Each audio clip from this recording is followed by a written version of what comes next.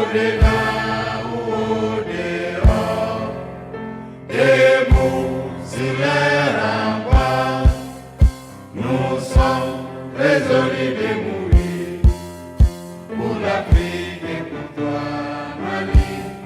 Notre drapeau sera liberté pour l'Afrique et pour toi, Mali. Notre combat sera l'unité. Au Mali d'aujourd'hui, au Mali de demain, les chants fleurissent d'espérance, les cœurs vibrent de confiance.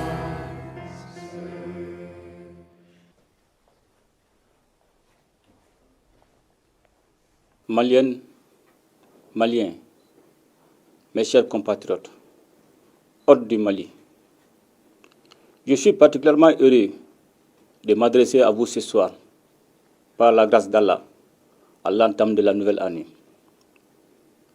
La traditionnelle présentation des vœux de Nouvel An nous offre l'occasion de faire le point de l'année écoulée pour mieux nous projeter dans la nouvelle année.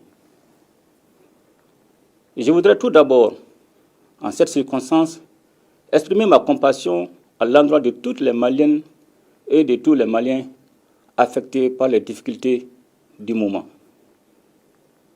Ma pensée va également à l'endroit de nos forces de défense et de sécurité engagées dans la défense opérationnelle du territoire. Mes chers compatriotes, l'année 2023 aura été une année de grands défis pour les autorités de la transition, totalement dédiée à la mise en œuvre des recommandations des Assises nationales de la refondation. Les réformes sont en cours dans tous les domaines, particulièrement dans les secteurs de la justice, de la santé, de l'économie et des mines. Le secteur minier, porteur de grandes opportunités de développement, a été doté d'un nouveau code et d'une loi sur le contenu local. Il ouvre la voie à d'énormes opportunités de développement endogène et à d'importantes ressources budgétaires. Mes chers compatriotes, l'État a renforcé l'amélioration de la gouvernance et a accéléré l'appui aux entreprises publiques. Il a également continué de soutenir le monde rural à travers les subventions sur les intrants et l'aide aux producteurs de coton sinistrés. L'État a par ailleurs soutenu le financement du secteur privé en fournissant un appui conséquent au fonds de garantie du secteur privé à plus de 100 milliards de francs CFA. Dans le même temps, le gouvernement a poursuivi ses actions dans différents domaines en vue d'améliorer les conditions de vie de la population et les indicateurs macroéconomiques sont bien orientés malgré les effets de la crise multidimensionnelle. Des investissements importants sont aussi engagés dans le domaine de la santé et de l'éducation par la construction d'infrastructures, l'acquisition d'équipements et le renforcement des capacités. L'étude prospective du Mali à l'horizon 2063, avec un phasage décennal, a été lancée afin de doter notre pays d'une orientation et d'une vision claire pour son avenir. Mes chers compatriotes, toutes ces actions déterminantes pour l'avenir de notre pays ont été réalisées grâce à la résilience du peuple malien qui consent d'énormes sacrifices pour le retour de la paix, de la prospérité et de l'autorité de l'État. Dans le cadre de la pacification durable du climat social, le gouvernement et les partenaires sociaux ont signé le pacte de stabilité sociale et de croissance dont l'incidence financière est évaluée à plus de 105 milliards de francs CFA. Ce pacte intègre l'ensemble des réformes administratives, juridiques et institutionnelles contenues dans les recommandations de la conférence sociale. Il est important de noter que le climat social s'est considérablement apaisé depuis la signature du pacte. Cet apaisement est à l'actif des partenaires sociaux, dont il convient de saluer le sens élevé du patriotisme. Les États généraux de la jeunesse qui se sont déroulés du 1er au 22 décembre 2023 ont constitué un moment de retrouvailles et de ferveur qui a permis de faire l'état des lieux des défis de la jeunesse malienne autour de l'essentiel et ont fait des propositions de solutions. Mes chers compatriotes, notre pays est confronté aujourd'hui à une crise aiguë dans la fourniture de l'électricité qui cause des désagréments à la population. Il faut cependant rappeler que cette situation est consécutive à plusieurs années de mauvaise gestion et de manque de vision pour le développement de ce secteur stratégique. Conscient de l'impérieuse nécessité d'atténuer les souffrances des populations et de trouver des solutions pérennes à cette crise, les autorités de la transition ont initié des actions sur le court, moyen et long terme. Ces actions ont concerné l'accélération du renforcement des équipements de production et de transport, le financement d'opérations immédiates, les réformes et l'amélioration de la gouvernance du secteur de l'énergie. Des projets structurants sont lancés avec le concours de nos partenaires. Mes chers compatriotes, les efforts de développement dans lesquels nous sommes engagés resteraient vains si la lutte contre la corruption dans les domaines administratifs et économiques n'était pas menée avec détermination. C'est la raison pour laquelle le gouvernement a entrepris une lutte implacable contre ce fléau. Des actions sont ainsi en cours pour que toutes les personnes impliquées dans les actions de corruption répondent devant les instances judiciaires.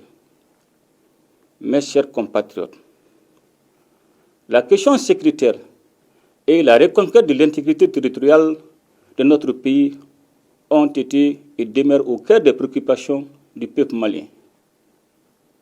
Et je voudrais ici saluer l'engagement et la détermination des femmes dans la conduite de l'opération Dougokoloko, conformément à la résolution 2690 de l'ONU, ainsi que le soutien multiforme dont elles ont bénéficié auprès du peuple malien.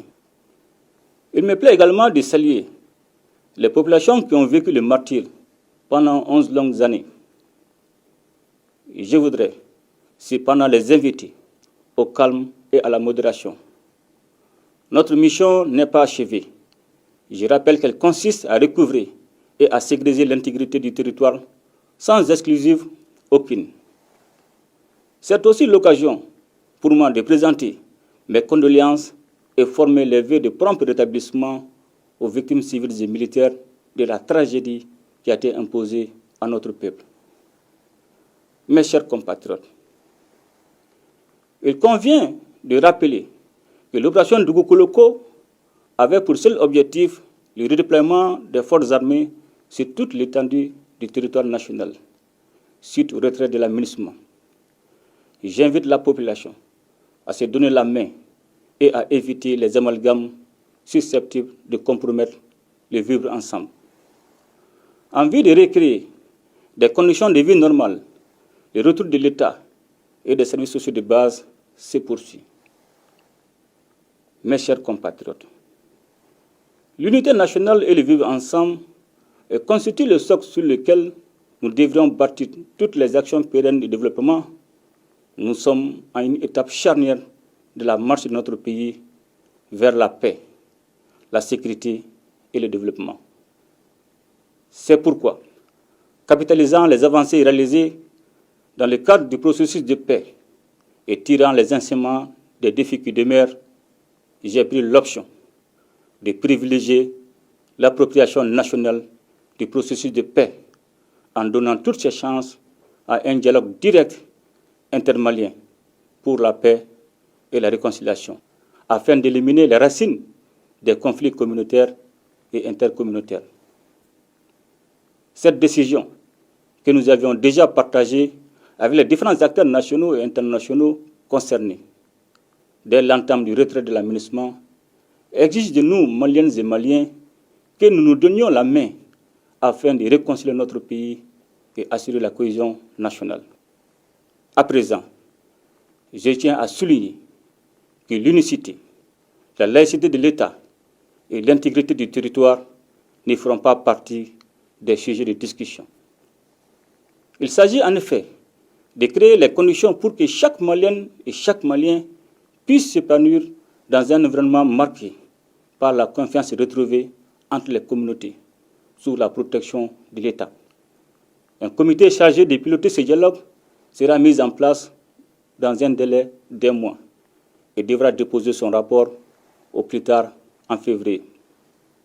Cependant, la lutte contre les groupes armés terroristes se poursuivra jusqu'à la pacification totale du pays.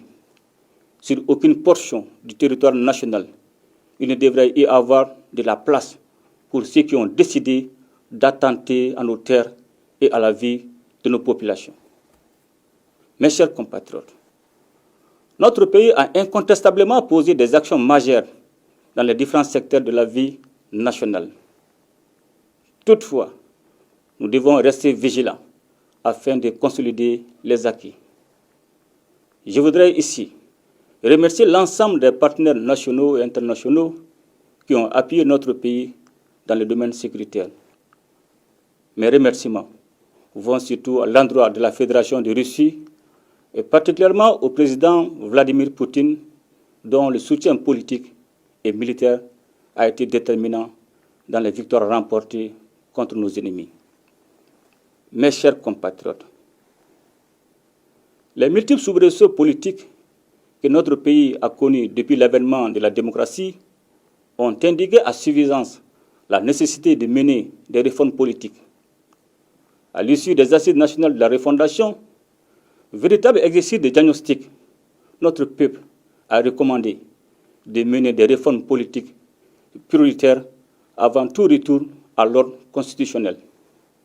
En toute logique, et pour ancrer une véritable démocratie au Mali, nous avons estimé que cette fois-ci, l'ordre constitutionnel désiré par les Maliens devrait être différent des autres, car apaisé et sécurisé.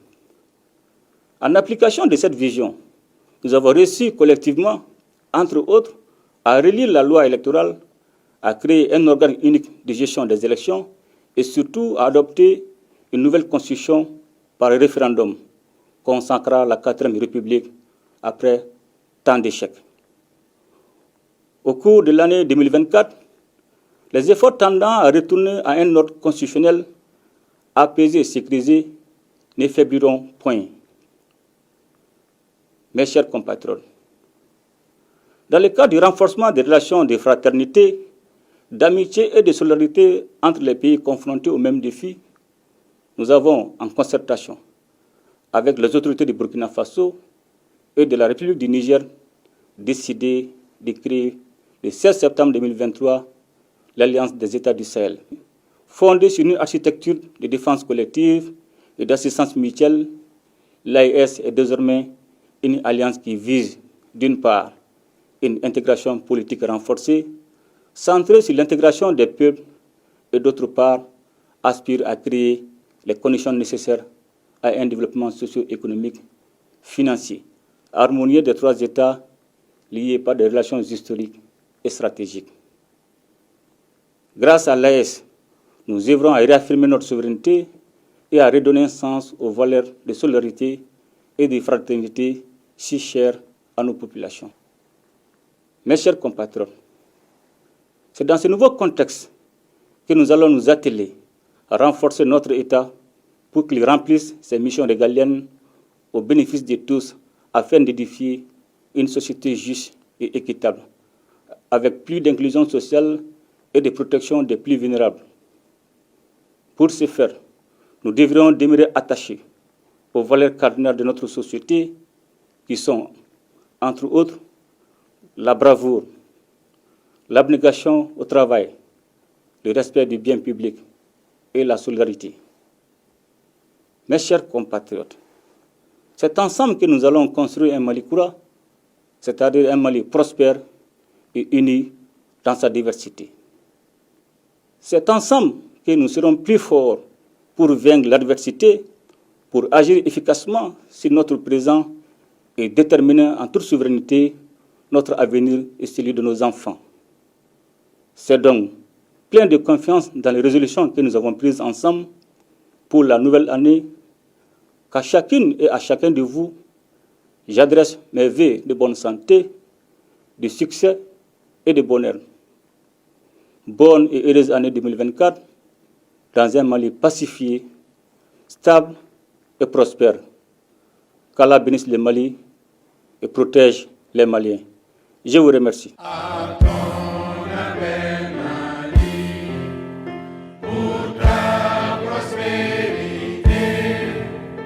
Fidèle à ton destin, nous serons tous unis. Un peu, un but, une foi, pour une Afrique unie. Si l'ennemi découvre son front, au-delà ou au-dehors,